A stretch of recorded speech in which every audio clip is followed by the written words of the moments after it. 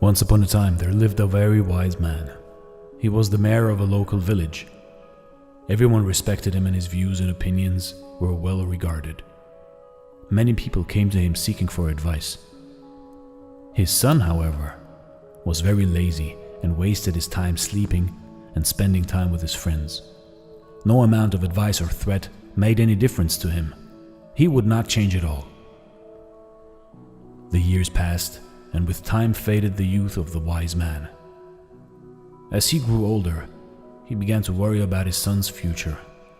He recognized that he had to give his son something so that he could take care of himself and his family to be in the future. So one day the wise man called his son to his room and said, "My son, you are no more a kid now. You must learn to take responsibilities and understand life. I want you to find the real purpose of your life. And once you find it, remember it always, and you will lead a life full of happiness and joy forever." He then handed his son a bag. When the son opened the bag, he was surprised to see 4 pairs of clothes, one for each season. There also were some raw foods, grains, lentils, little money, and a map. His father continued, "I want you to go find a treasure. I have drawn a map of the place where the treasure is hidden. You need to go and find it." The son loved this idea. For the first time, he thought that his father had a good idea for him. So the next day, he eagerly set out on a journey to find the treasure. He had to travel really far across borders, forests, plateaus, and mountains.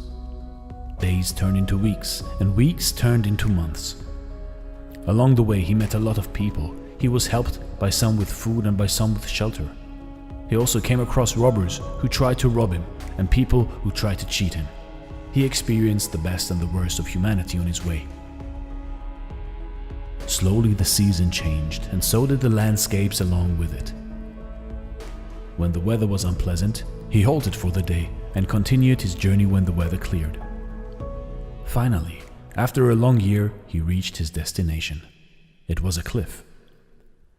The map showed the treasure being placed below the cliff under the tree. Upon spotting the tree, he began to dig the ground.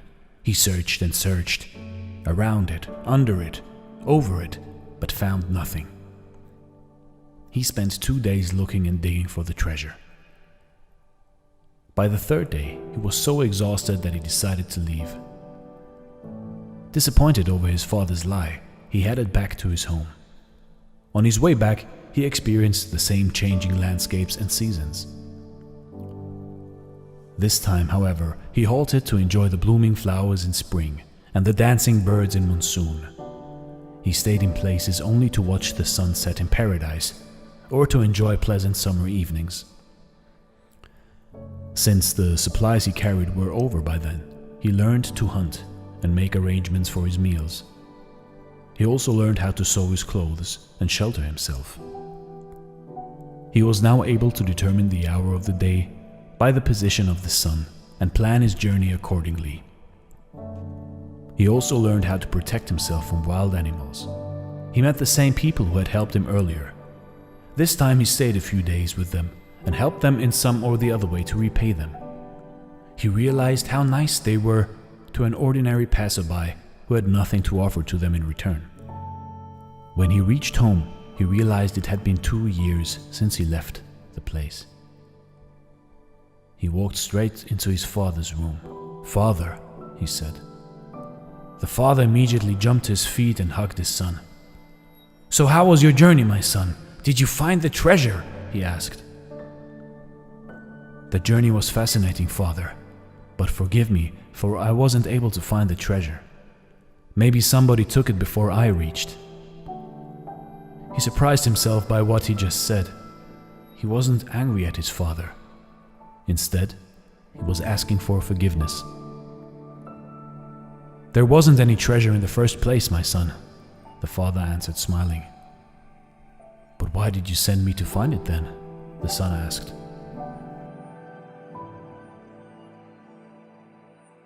"I will surely tell you why, but first you tell me, how was your journey to the place? Did you enjoy it?" Of course not, Father.